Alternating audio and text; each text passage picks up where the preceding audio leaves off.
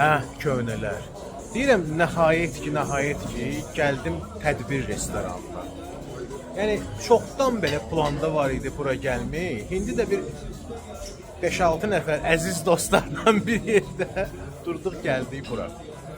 Mən eşitmişəm ki, buranın aşpazı ya dəyişib, ya da ki, neysə yeni bir menüyə, yəni tərtib olunan ləzzətli bir də yeməklər var.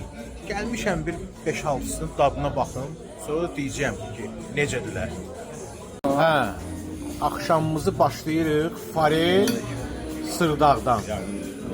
Bax belə. Bu birinci bizim yeməyimiz. Yeməklərimiz bir-birini dəyişə-dəyişə gəlir.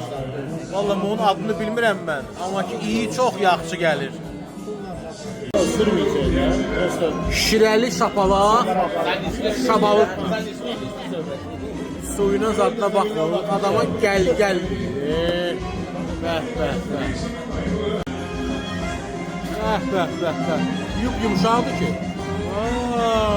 Yumuşaq olmaqla yumuşaqdır. Super. Maşallah. Yeməklər padriyat gəlir, heç bunun adını bilmirəm, nədir? Burada nədir?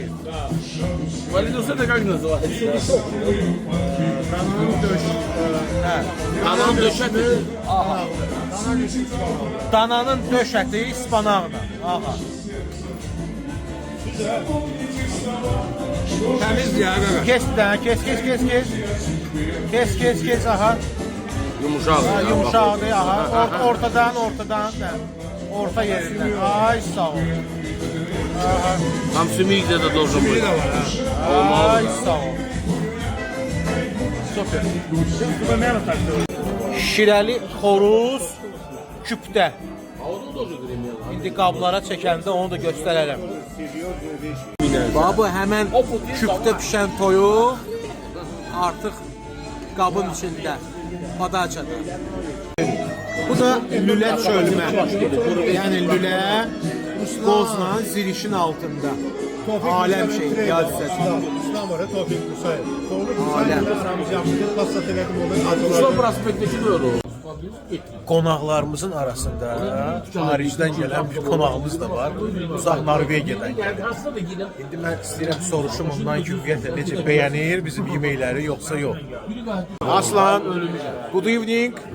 First, thanks that you received our invitation and joined to us today.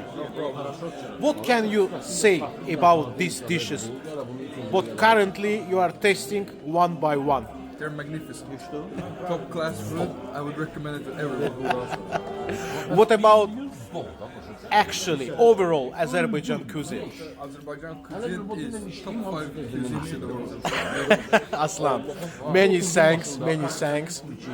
So your opinion is very famous for me, for us as well, and we will wait you again in Azerbaijan. When will you in Azerbaijan again? Come to us. Come, and I promise you, we will taste new dishes in the different restaurants and the cafe. Let's do it. My pleasure. Okay Aslan, thanks. Ben de hemen vəziyyətə düşürüm. Gördünüz də qonağımız çox razıdır, çox.